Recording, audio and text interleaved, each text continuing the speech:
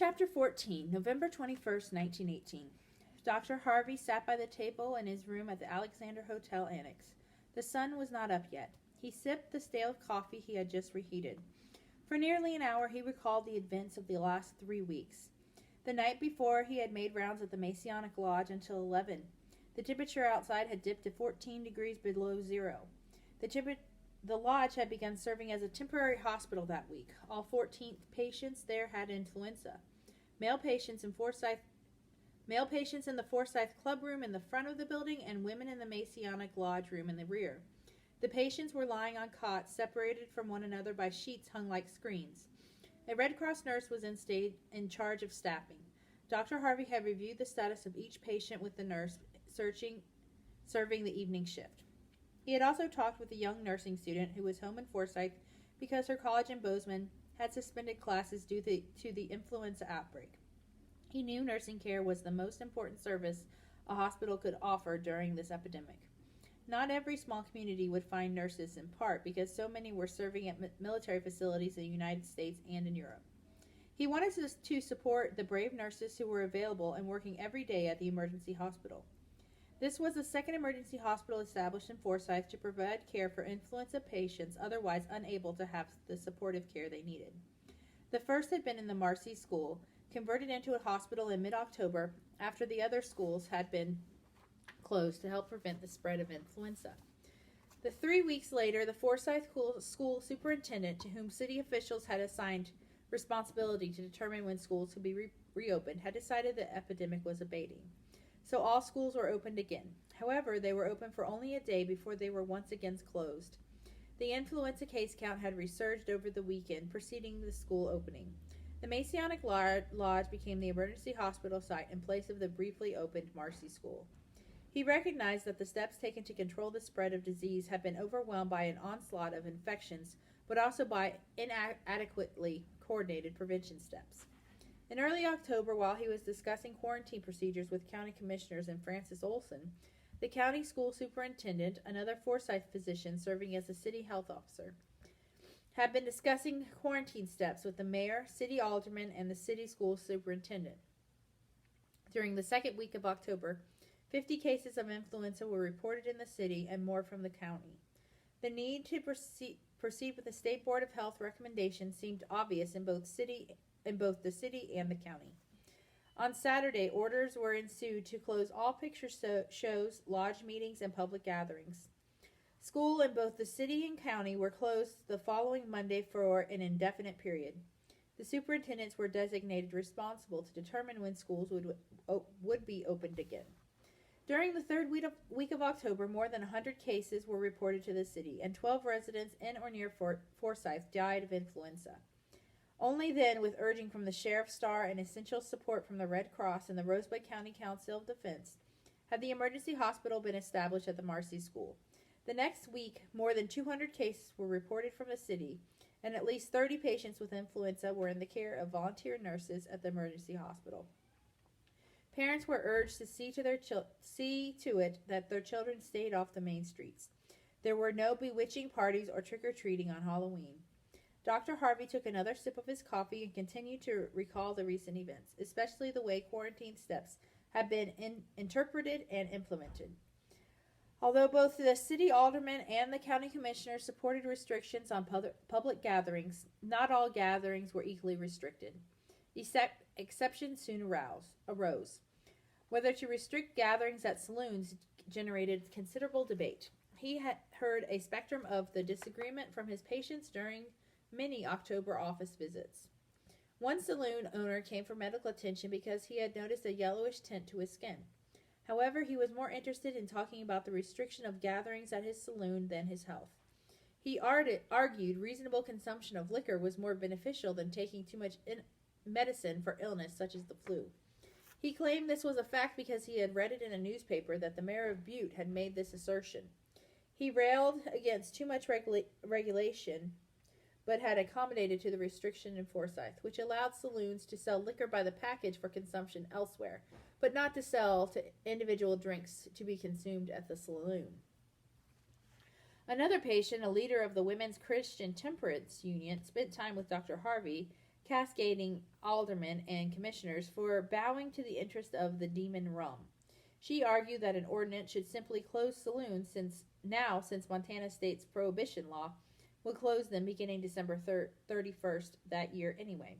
Better, she said, to stop all sales than to begin a practice of packaged liquor sales. Yet another patient declared beer is a German beverage, and that should be enough reason to ban its sale. Finally, a reverend who came to the office because of persistent headaches objected to an exception for saloons because the ordinance prohibited all Sunday and other church services. He was asked repeatedly about the use of face masks to decrease the spread of infection. Although he advised use to many who had regular contact with the public, he also had lingering doubt about the efficiency of mask use. He thought that face masks might be helpful and that they probably did not harm, so he would recommend them. Still, he had also wondered if users might develop a false sense of security and get closer to other people, potentially infected people, than they would have if not wearing a mask. Although gauze masks have been distributed preferentially to military user sites, Red Cross workers in Rosebud County made a special effort to provide for local demand. He had advised healthcare workers and others to clean the gauze face masks with an antiseptic each day if the masks were to be reused. He read in the November 7th issue of the Times-Journal about the easy victory of Republicans, both locally and statewide, in 1918 elections. He also read the premature Union Press report that Germany surrenders, but on November 11th he learned that an armistice had been established. This news led Sheriff Starr to call him. Harold asked, "Have you heard? The war is over." "Yes, I just learned," he replied. "This is great news." Harold continued, "A group is gathering at the saloon already with a plan to celebrate. It's easy to understand the motivation, plus it's cold outside today. However, they are clearly violating the health ordinance. I'm calling to ask your opinion. Should we let this celebration go on? The gathering would likely grow in numbers and into the night, or should we try to end this before it expands to other parts of towns?" He contemplated this extraordinary situation and asked, "If you were to close the saloon this afternoon, do you think this gathering would end or simply move elsewhere?" Harold responded, "It would move elsewhere. I think there's a hunger to celebrate this news. There may also be a desire to have drinks at the saloon at least one more time before the state prohibition takes effect in about 6 weeks, observed Dr. Harvey. Everything considered, it might be best to advise the saloon owner to the health ordinance remains in effect, and he should not sell drinks by the glass. However, if patrons who have purchased packaged liquor linger at the saloon in celebration of the end of the war, the ordinance would not be strictly enforced for this night only." Harold responded, "I was hoping you would make a suggestion such as that. I'm not so sure we could stop a gathering to celebrate the war's end, and I'm not so sure I'd want to try. We'll get back to strict enforcement tomorrow." Dr. Harvey said, "We may regret this if the influence case counts jumps after a few days, but trying to put a lid on this celebration doesn't seem like the right thing to try." He paused before continuing. "Have you heard any discussion yet of what a parade or other community events might mark the end of the war?" "Haven't heard anyone talking about a parade yet," said Harold, "but that will probably come. My advice would be to delay an organized parade until the influenza epidemic dies down," said Dr. Harvey. "I hope this will be soon, but the number of cases reported each week is still growing." Harold said, "We may need to cross that bridge before long.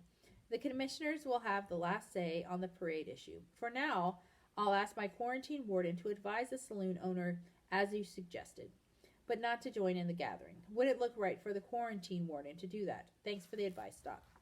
Then, in what seemed like an afterthought to Dr. Harvey, Harold continued, "By the way, I'm sorry to hear Herman Mueller died. I understand no funeral service was organized, but the family and friends gathered at his graveside and sang his favorite hymns in German. Maybe the end of this war will get everyone to ease off a bit. Haven't heard what might happen with the Loyalty League. It wouldn't seem right to trouble this family anymore." As Dr. Harvey replied, "No, it doesn't seem right," he heard a click at the other end of the telephone line. He didn't know if Harold had disconnected before hearing this remark. As he finished his morning coffee, there was a purposeful knock on the door of his room. He knew the knock and the purpose. He opened the door and saw an 11-year-old boy, the son of the hotel owners. The previous week, a hotel guest who had appeared ill when he checked in had not checked out 2 days later on his scheduled departure date. A housekeeper had gone to clean the room and found the guest in bed dead. After examining the body, Dr. Harvey concluded this man had most likely died of influenza. Since then, the hotel owners had their son knock on the door of each occupied room and each morning around 7 a.m. A voice from within the room or an open door would verify the occupant was alive. The boy would then move to the next room. If there was no response, the boy would contact his parents, who would investigate further. "Good morning, doctor," the boy greeted. "All the guests have responded today. Now I can do my other chores. Do you know how much longer the school will be closed?" "I appreciate everything you're doing," replied Dr. Harvey. "School will open again as soon as influenza is under control, but I can't be sure yet when that will be." The boy frowned, turned, and walked to the stairs. Dr. Harvey placed the coffee cup on the counter, washed his face, donned his heavy winter coat in preparation for another chilly November day, and walked to his office. In the late afternoon, he would again make rounds to review the status of patients at the Masonic Lodge.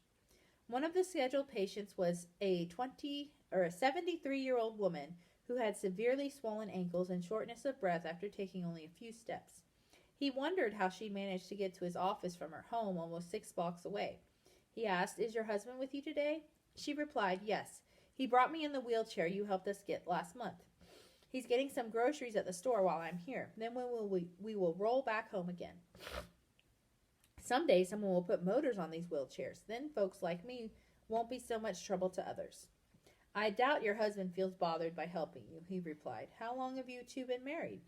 She smiled and said it was 55 years in August. "I reckon we've grown accustomed to having each other around." He paused briefly and asked, "What brought you for a visit today?" "Well, the wheelchair did," she replied, and smiled slyly. "But I came because I need more of those digitalis pills for my dropsy." He smiled broadly. "Let me listen to your heart first." He placed the earpieces of his stethoscope into his ears and examined her heart and lungs. Then he said, "It's a good idea to keep taking digitalis. It helps your heart beat stronger. I'll prepare a prescription so that you and your husband can get more at the pharmacy." He walked beside her as she slowly shuffled from the examination room into the entry area of the office. He saw her husband and the wheelchair waiting. He asked, "How are you doing?" The husband replied in a deep, resonant voice, "I'm doing fine, thank you. As long as I can stay away from the gripe, I'll have no complaints." After the couple left, he asked May, "Did she tell you how long they've been married?" May said 55 years. Her husband was just telling me about the party they had in August. Their children, grandchildren, and neighbors helped them celebrate. He observed, "Looks like they have both grown accustomed to having each other around."